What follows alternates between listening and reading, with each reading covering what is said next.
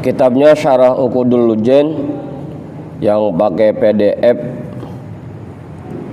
nomornya 74. Yang pakai kitab nomornya berapa itu? Berapa Ki? Halaman 5. Bismillahirrahmanirrahim. Qala al-imamul muallifu rahimahullahu ta'ala wa adaman naf'a bihi wa bi'ulumihi wa bikum fid daraini amin.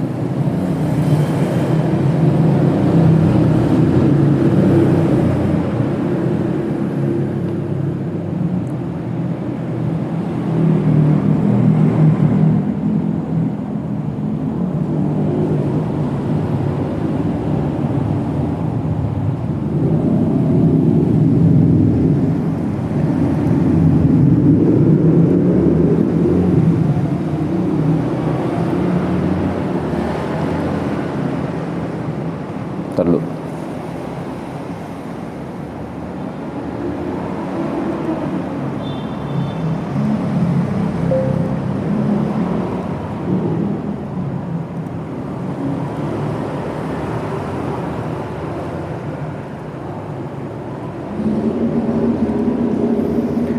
Al-faslu tsani fi bayani huquqiz zauji al-wajibati ala zaujati.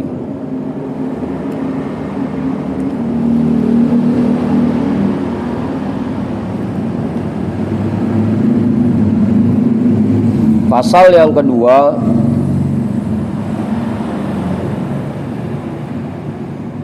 fi bayani huquqiz zauji, dalam penjelasan tentang hak-hak suami,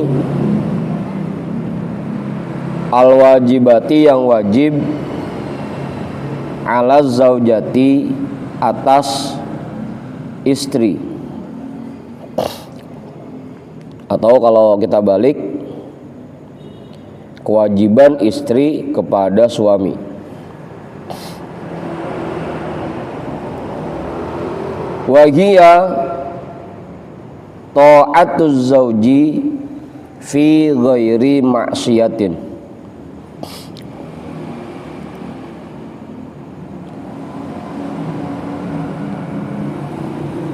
Dan dia itu ta'atuz zauji, mentaati suami, fi ghairi maksiatin, pada yang bukan maksiat.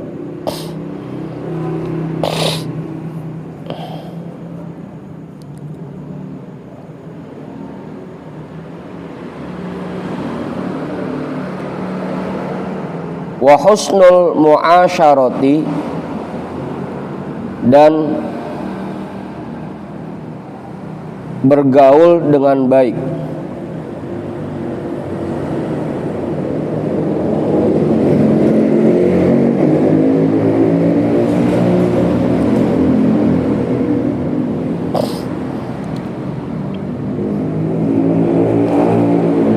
Wa taslimu nafsiha ilaihi, dan menyerahkan dirinya kepada suami. Wa taslimu, dan menyerahkan nafsiha, dirinya, ilaihi, kepada suami.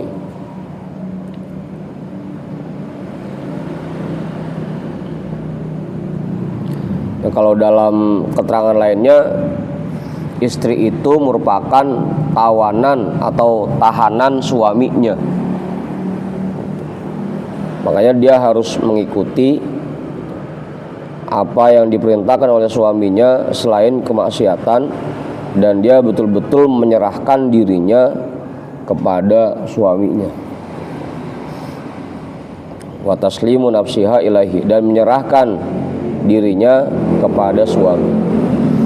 Wa mulazamatul baiti, dan selalu berada di rumah.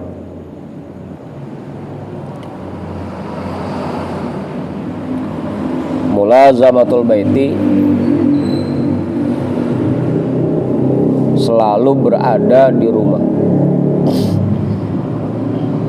selain untuk hal yang penting, dan itu pun atas izin suami ya. Kalau tanpa ada izin suami, dia harusnya nggak boleh sedikit pun keluar dari rumahnya.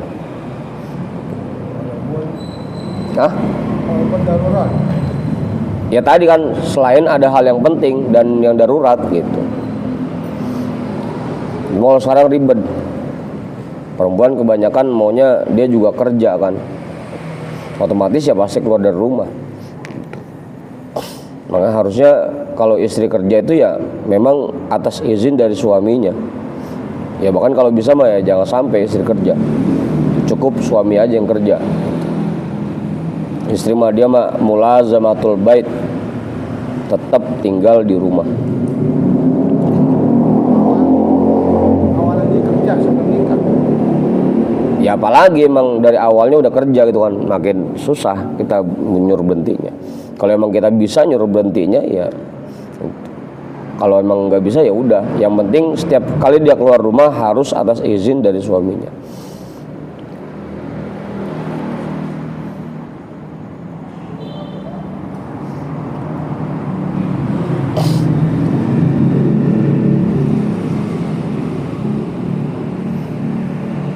Udah. Wasyianatu nafsiha, dan menjaga dirinya min antuwatti'a, dari bahwa memasuki firasyahu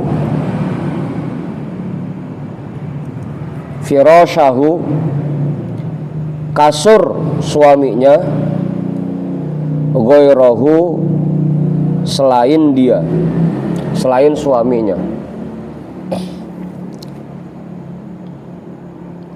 Ini meskipun sebutannya kasur, tapi dalam artian lebih luas artinya rumah ya. Rumah. Jangan sampai ada laki-laki lain yang masuk ke dalam rumahnya ketika suaminya tidak ada, gitu.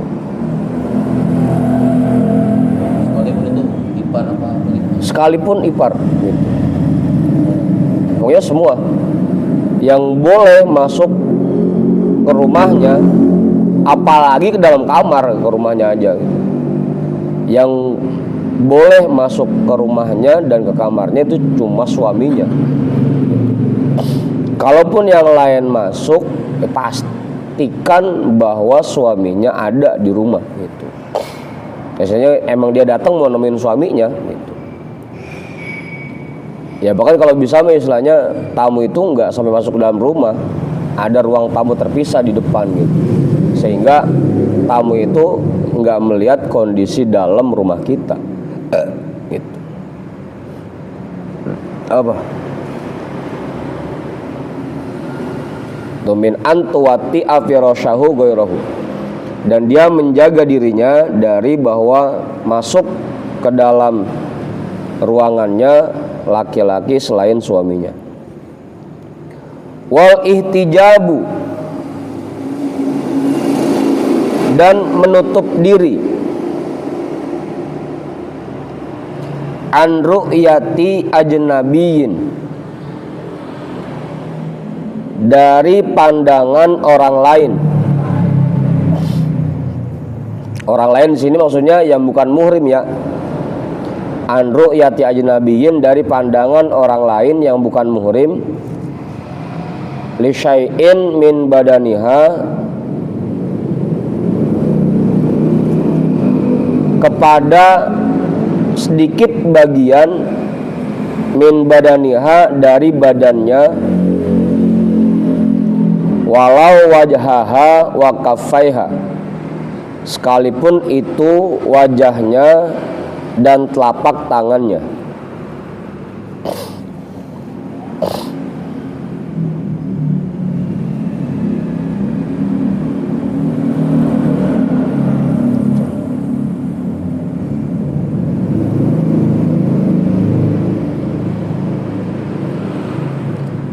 Dia harus menutup diri dari pandangan orang lain yang bukan muhrim kepada badannya, sekalipun itu cuma wajahnya dan tangannya. Apa nyawa? Terus setiap keluar rumah obat juga.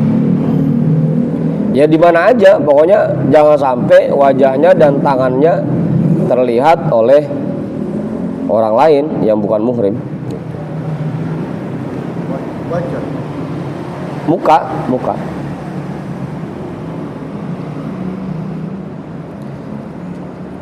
Tapi ini catatannya inda khaufi fitnatin, ketika takut terjadi fitnah, gitu catatannya. Inda khaufi fitnatin, ketika takut terjadinya fitnah.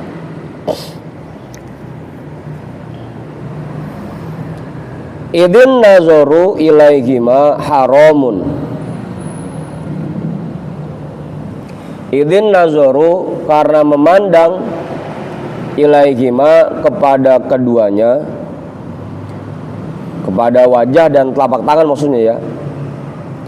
Karena memandang kepada keduanya,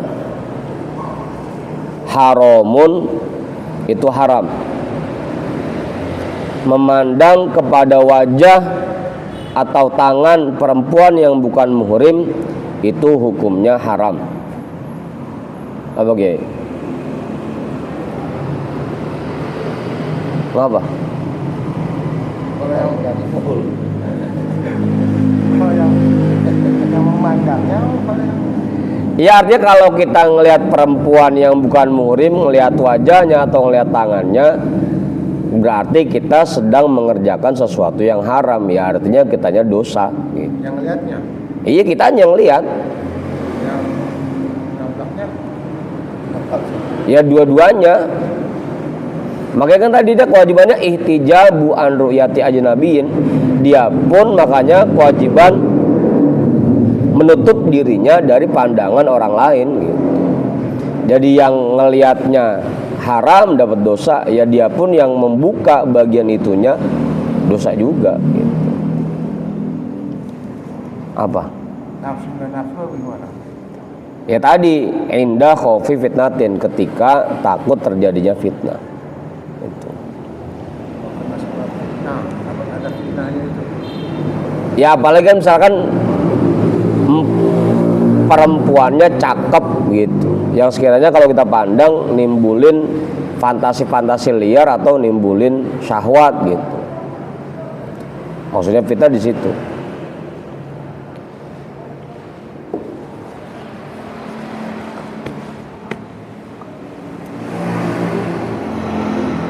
Tapi nanti ada juga bahasannya kalau kondisinya dalam muamalah. Dalam muamalah itu artinya dalam bisnis, dalam usaha.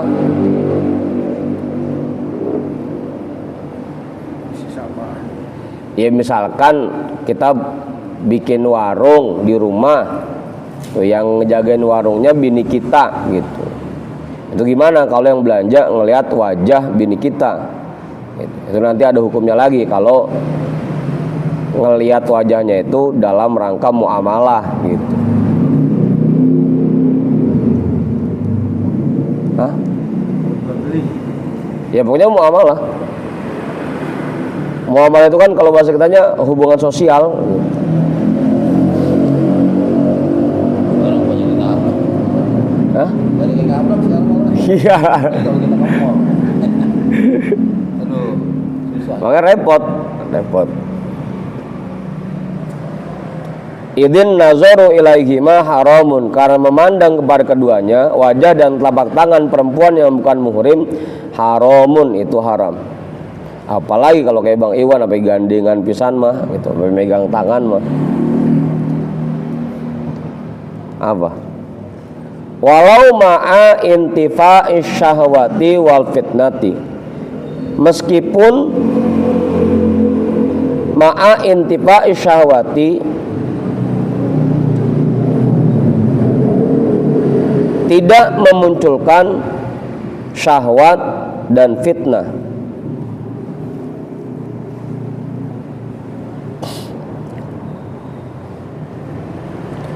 Lagi-lagi ya, Tadi yang pendapat yang pertama ada yang bilang bahwa ini cuma indah khaufi fitnatin, ketika takut terjadinya fitnah. Ini ada juga yang lebih ekstrim lagi nih, walau ma'a intifa'i syahwati wal fitnati, sekalipun tanpa munculnya syahwat dan fitnah.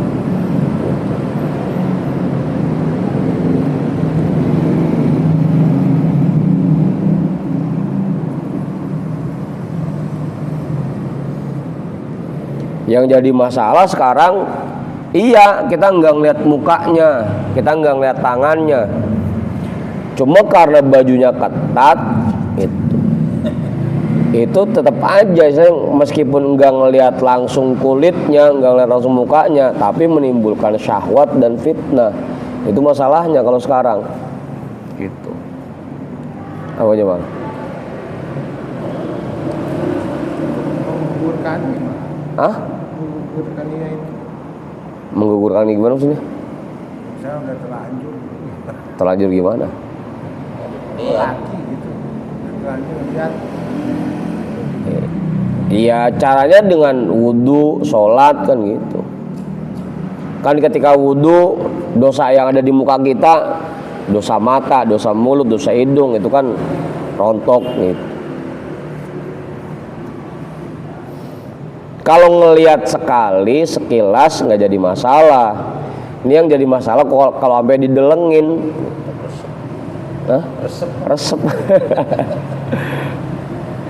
Ya kalau di jalan kan kita mau nggak mau pasti ngelihat kan gitu.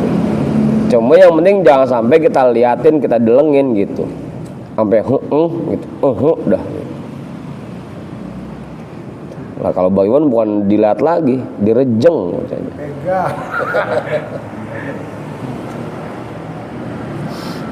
Itu walau ma'a intiba'i syahwati wal fitnati wa tarku mutalabatiha lahu bima fauqal hajati.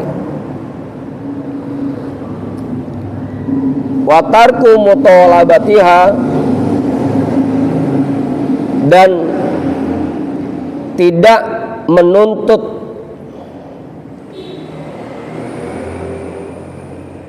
asal katanya watarku mutolabatiha, dan membuang tuntutannya gitu asal katanya, tapi kita artiin dan tidak menuntut lahu kepada suami bima fauqal hajati, yang melebihi kebutuhan dirinya.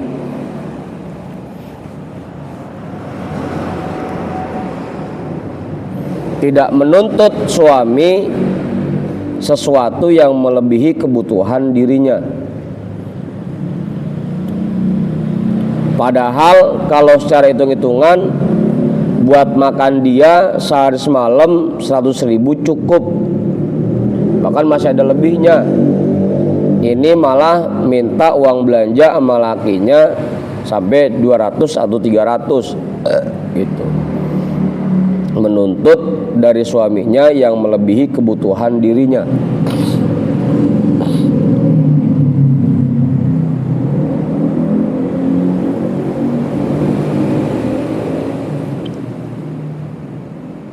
Apalagi kalau sampai minta beliin motor yang mahal, minta beliin mobil yang mahal, minta bangunin rumah 2 tingkat, 3 tingkat, padahal itu melebihi kebutuhannya gitu. Perawatan tiap hari gitu. Tuh, namanya meminta sesuatu yang melebihi kebutuhan dirinya. Walau alimat qudratahu alaihi, sekalipun dia tahu kemampuan suaminya atas hal itu.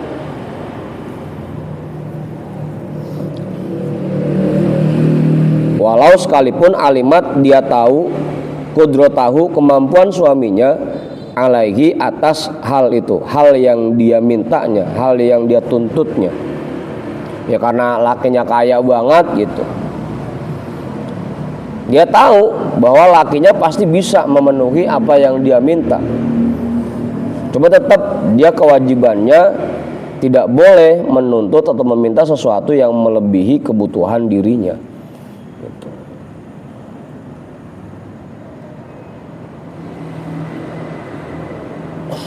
Apalagi emang ketahuan lakinya nggak mampu pakai minta macam-macam gitu.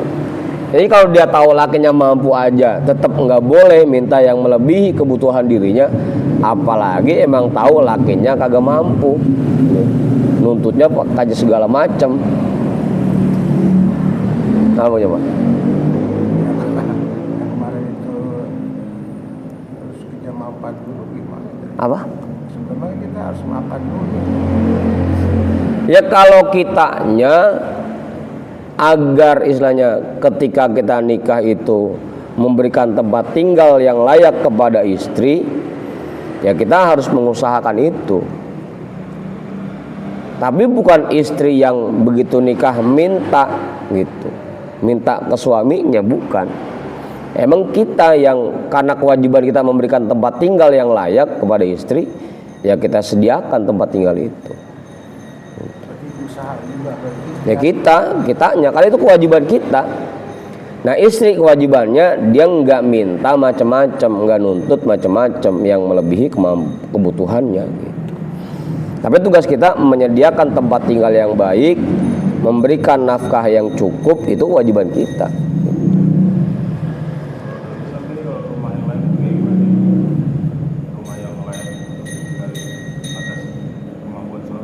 Apanya? Kalau misalkan kita baru berdua sama istri kita, berarti rumah yang layak buat kita berdua itu ada 1 kamar tidur, 1 ruang tamu, 1 kamar mandi, dapur, garasi, teras, itu yang layak. Ya jangan sampai ruang tamu di situ, tempat tidur di situ, dapur di situ, gitu. Gitu bagaimana?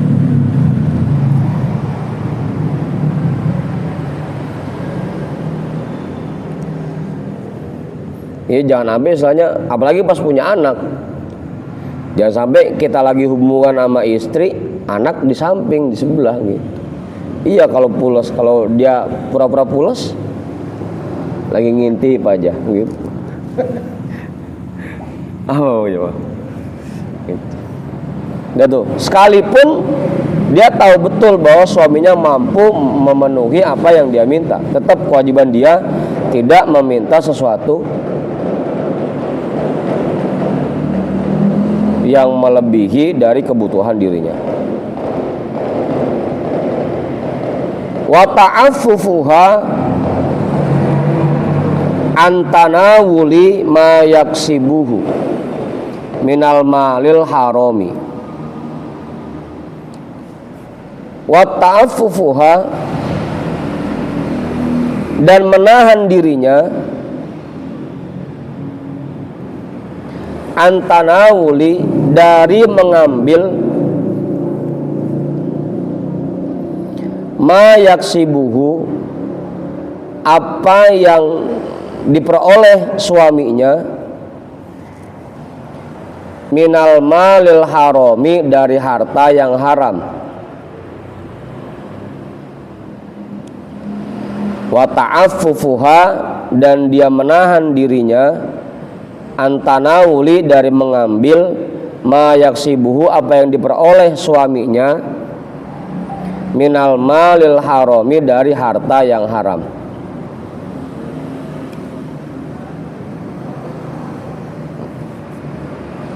Apa?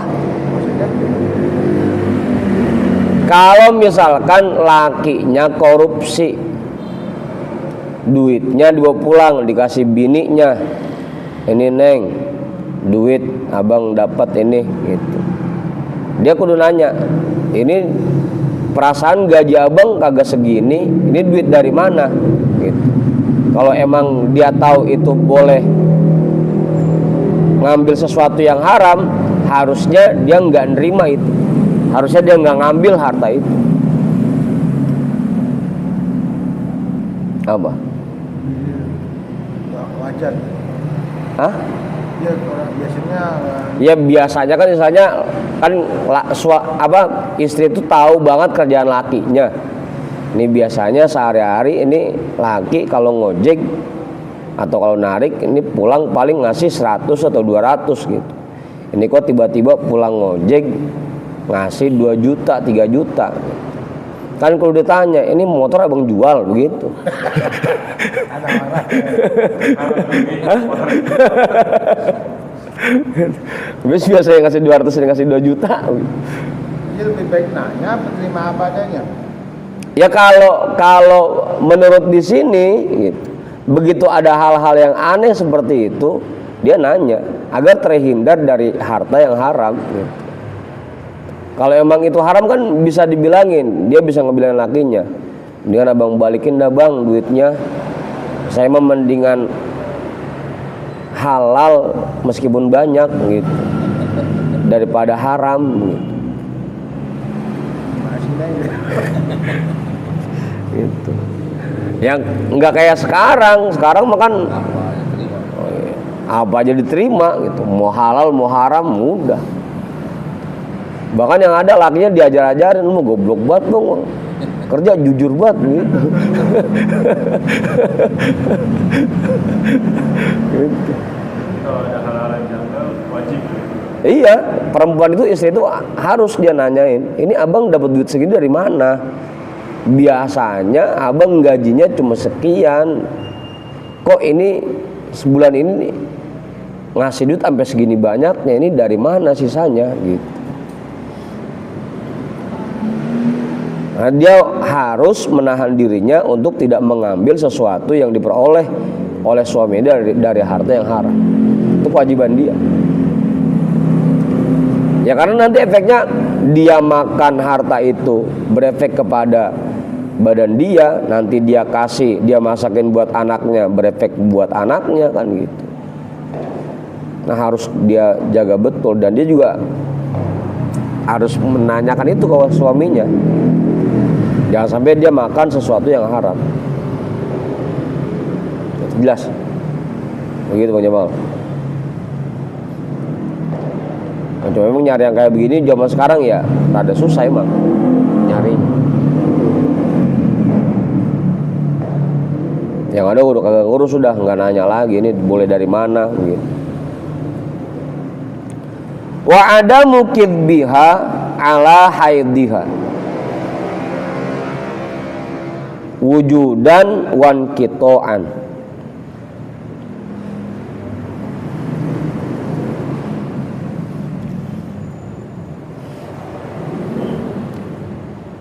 Wa adamu kidbiha, dan dia tidak berbohong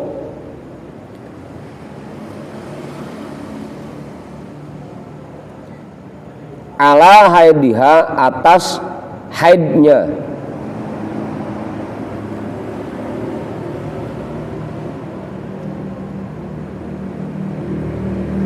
Wujudan, baik ketika masa haidnya, ketika ada haidnya, wan kitoan, dan ketika tirisnya, dan ketika terhenti haidnya.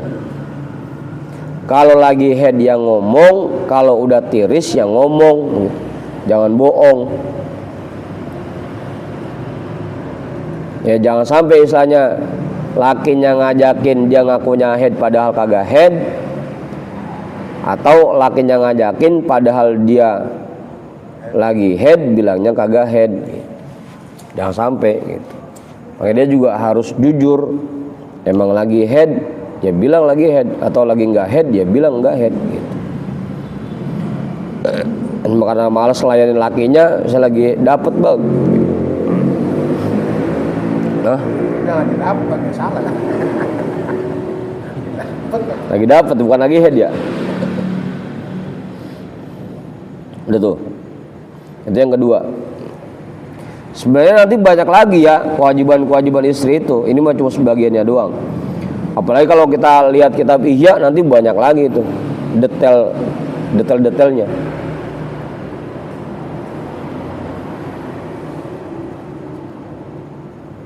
Nanti bisa dilihat kitab Ihya-nya tuh.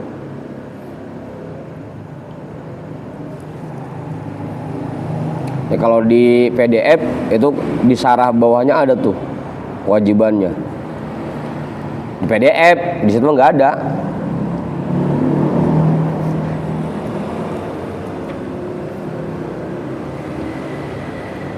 Al-faslu talitu, fasal yang ketiga, fi bayani fadli sholatil mar'ati fi baitiha,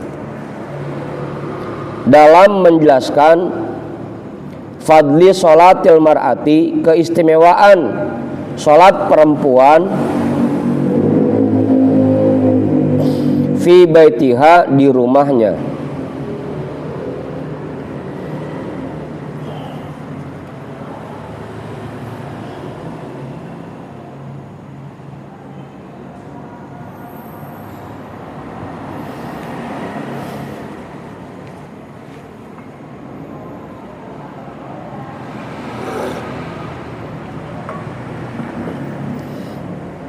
Wa fi annaha, dan pada bahwasanya ay sholatal mar'ati fi baitiha, artinya sholat perempuan di rumahnya, afdalu min sholatiha ma'an nabi sallallahu alaihi wasallam, itu lebih afdol dari sholatnya perempuan bersama Nabi Sallallahu Alaihi Wasallam. Itu perempuan itu sholatnya lebih afdol di rumah ketimbang dia berjamaah. Ini bahkan meskipun itu jamaahnya ma'an Nabi, bersama Nabi, tetap buat perempuan afdolnya dia sholatnya di rumah.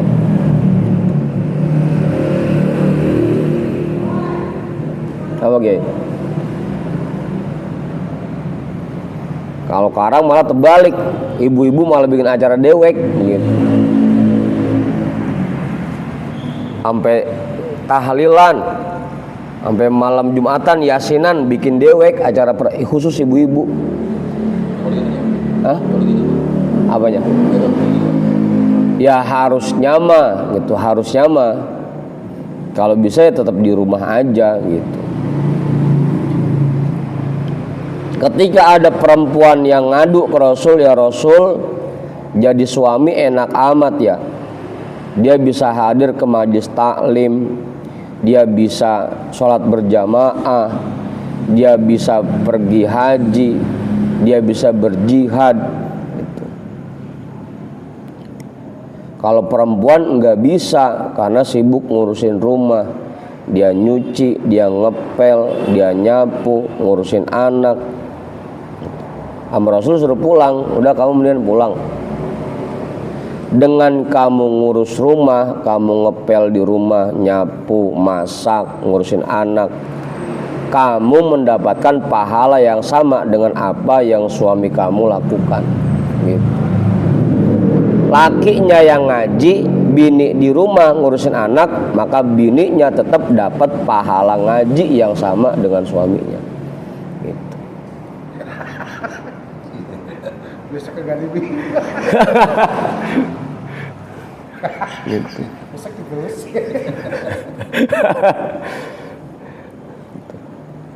Karena tadi tuh aduan perempuan yang ngerasa iri, enak laki-laki mah bisa sholat jamaah, bisa hadir ke majlis taklim, bisa jihad berperang jalan Allah, bisa pergi haji. Giliran perempuan di rumah doang gitu kerjaannya. Sama Rasul suruh pulang.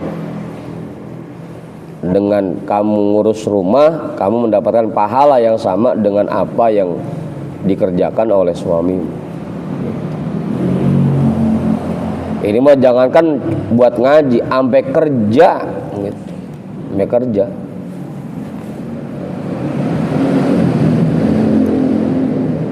Qala sallallahu alaihi wasallam, aqrabu ma takunul mar'atu min wajhi rabbiha idza kanat fi qa'ri baitiha. Aqrabu ma takunul mar'atu,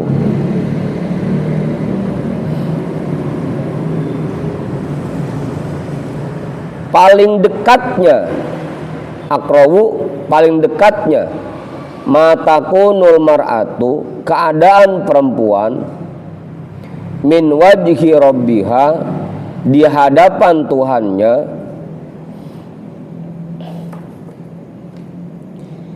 idza kanat fi qa'ri baitiha, apabila dia berada di dalam rumahnya.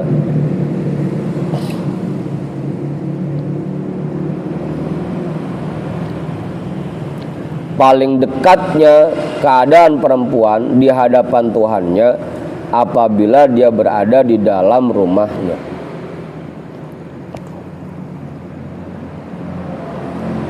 Jadi kalau buat perempuan afdolnya bukan di masjid, kalau dia afdolnya di rumah kalau buat perempuan, kecuali di sholat-sholat yang memang disunahkan untuk perempuan itu ikut mensyiarkan, kayak sholat id memang itu mah diperintahkan, atau sholat istisqa memang diperintahkan itu.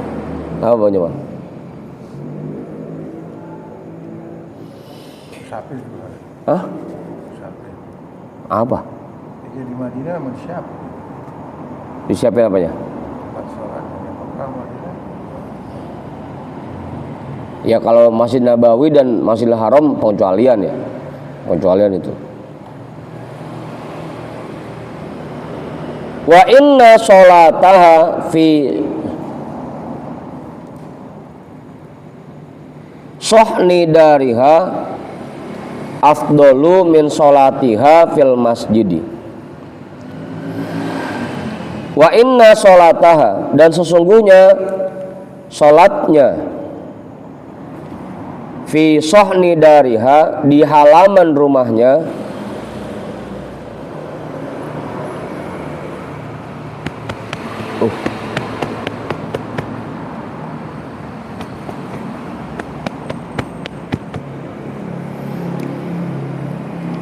di halaman rumahnya, afdolu min sholatiha fil masjidi, lebih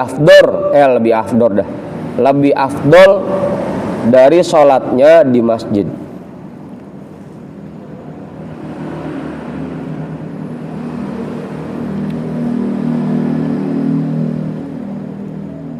Wa sholatuha fi baitiha, atau sholata boleh ya, ngikutin ke sholata ya tadi yang pertama, inna sholataha. Wa sholataha fi baitiha afdalu min sholatiha fi sohni dariha,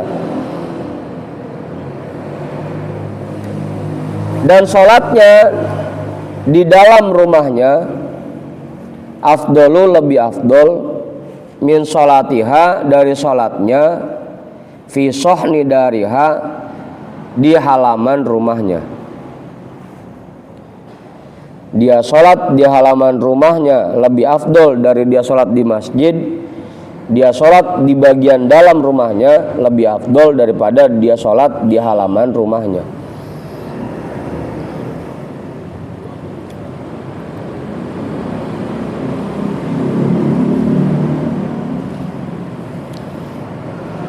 Wa sholataha fi mukhda'iha afdalu min sholatiha fi baitiha, dan sholatnya fi mukhda'iha di kamarnya, fi mukhda'iha di kamarnya, afdalu itu lebih afdol min sholatiha fi baitiha dari sholatnya di dalam rumahnya. Jadi makin ngumpet makin afdol kalau perempuan tuh. Di halaman rumah lebih afdol dari di masjid, di dalam rumahnya lebih afdol dari di halaman rumah, di dalam kamar lebih afdol daripada di dalam rumah. itu buat perempuan.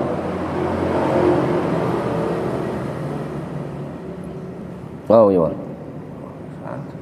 Hah? Sama santri. Santri gimana? Mau diajar. Lain lagi itu mah. Kalau santri mah bukan bini. Itu kan tadi itu perempuan. Ini maksudnya mar'ah artinya ini istri. Walaupun rumahnya ada ruangan sholat, Ya artinya ruangan sholat itu aja udah dalam rumah.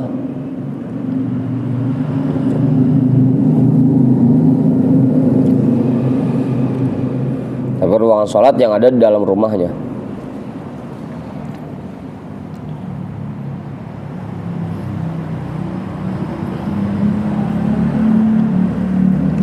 Wal mukhda'u bidomil mimi baitun fi baitin.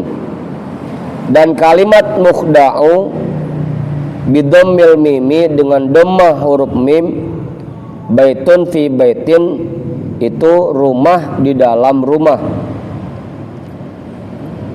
Hah?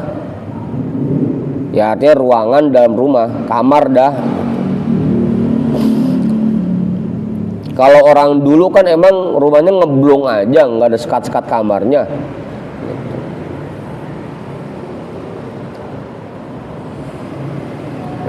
Dari depan ke belakang ngeblong aja gitu, nggak ada kamarnya pisan. Nah, mukhda itu artinya ada kamar dalam rumah, ada rumah dalam rumah.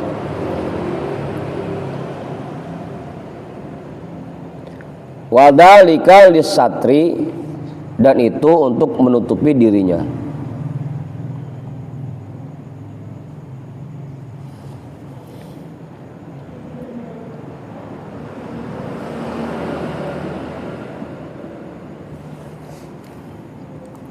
Udah.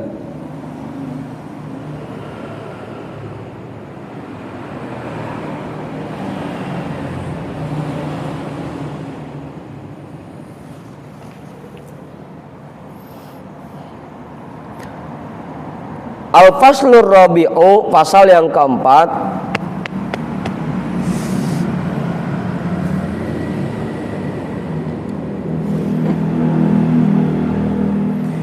Fi bayani hurmati nazorir rajuli, dalam menjelaskan haramnya pandangan laki-laki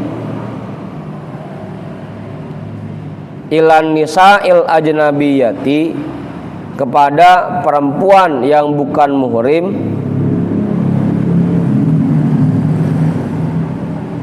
wal aksi, dan sebaliknya. Tahunya mah? Hah?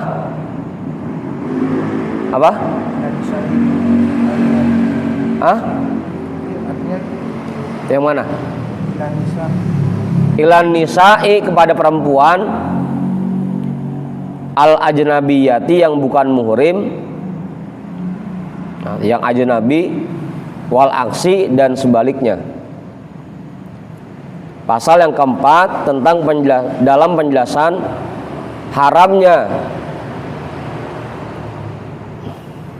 pandangan laki-laki kepada perempuan yang bukan muhrim, atau sebaliknya, perempuan memandang ke laki-laki yang bukan muhrim. Ai nazrihinna ilaihi, artinya pandangan mereka kepadanya.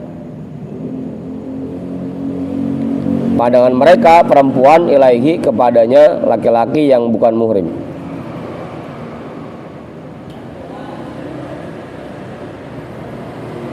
Fama yahrumu ru'yatuhu 'alal rajuli yahrumu ru'yatuhu 'alal mar'ati minhu.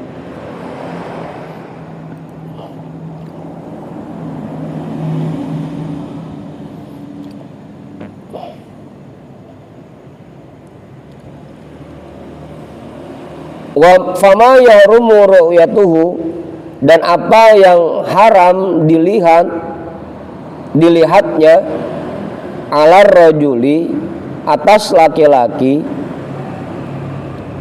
yahrumu ru'yatuhu 'alal mar'ati minhu, maka haram juga dilihatnya atas perempuan darinya.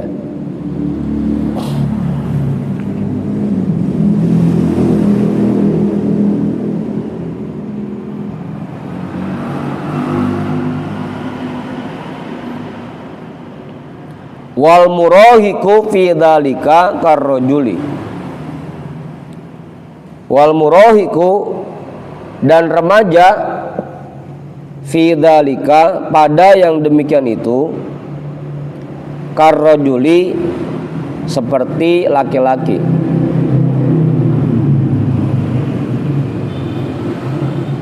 Tetap ya, meskipun masih remaja, hukumnya ya sama kayak laki-laki memandang ke perempuan yang bukan muhrim.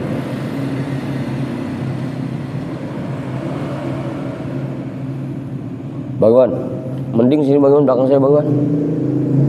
Pencetin Bang Iwan.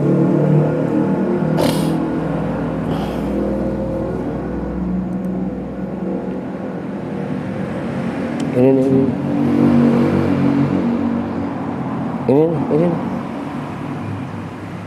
Kencengkan Bang Iwan. Kencengkan. Heeh.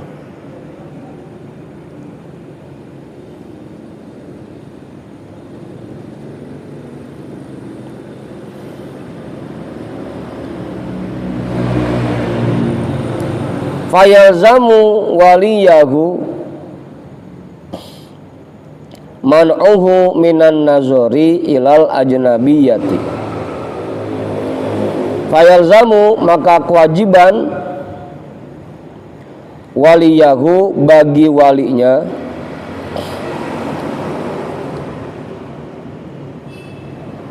man'uhu, oleh mencegahnya, minan nazari ilal ajnabiyati, dari memandang ke perempuan yang bukan muhrim. Minan nazari, dari memandang, ilal ajnabiyati, kepada perempuan yang bukan muhrim. Orang tua wajib melarang anaknya yang laki-laki yang masih remaja memandang perempuan yang bukan muhrim. Jadi bapaknya harus mesen, harus ngajarin. Apa? Hah? Kewajiban seorang bapak berarti. Apa? Ini kewajiban wali berarti. Iya, kewajiban walinya. Wa yalzamu hal ihtijabu minhu, dan kewajibannya juga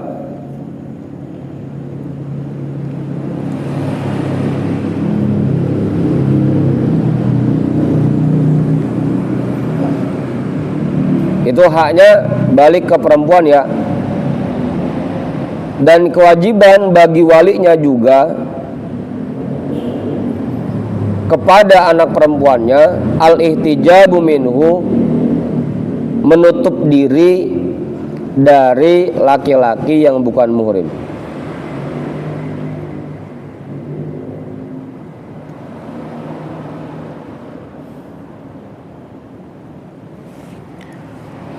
Wakal mar'ati, apa Kiai? Al-ihtijabi, menutup dirinya, minhu, dari laki-laki yang bukan muhrim. Wakal mar'ati, dan seperti perempuan, fi dzalika, pada yang demikian itu, al-amrodu, anak laki-laki,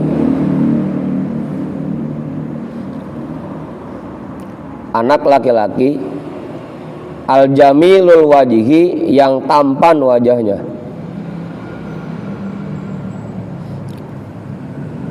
Aku nyoba. Kenapa Kiai? Hah? Susah jagain. Apanya? Susah jagain. Susah jagainnya. Kalau di rumah aja kayak hewan, deplos mulu. Di rumah iya pura-pura dia. Ya kalau udah keluar udah susah jagainnya. Susah. Oh, kalau lagi Bang Jamal emang kerjaan bapaknya gitu. Anaknya ngikutin.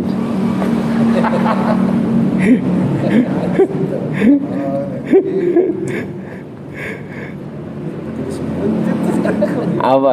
Contoh dong, contoh. Sebutin inisialnya. Kada fin nihayati sebagaimana dalam kitab An-Nihayah li Syekh Muhammadin Al-Misri yang ditulis oleh Syekh Muhammad Al-Misri. Ada bi. Kada fin nihayati sebagaimana dalam kitab An-Nihayah li Syekh Muhammadin Al-Misri yang ditulis oleh Syekh Muhammad Al-Misri. Karena dulu itu banyak terjadi kasus penyimpangan ya, laki-laki ngelihat anak muda yang tampan kagak ada jenggotnya itu jadi seneng, suka gitu. Makanya hukumnya sama seperti ngelihat perempuan yang bukan muhrim kalau ngelihat laki-laki yang tampan. Itu juga makanya laki-laki dianjurkan ngerawatin jenggotnya biar nggak amrod. Amrod itu bocah tampan dan nggak ada jenggotnya, jadi kayak perempuan jadinya wajahnya. Apa punya bang?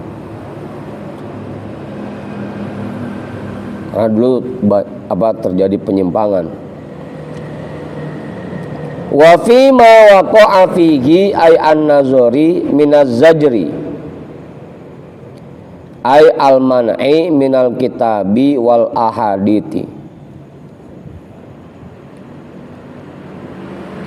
Wafi dan pada apa, wafi ma dan pada apa, waqa'a fihi yang terjadi padanya, ay an-nazari artinya pandangan, baik laki-laki memandang perempuan atau sebaliknya, minaz zajri dari ancaman-ancaman.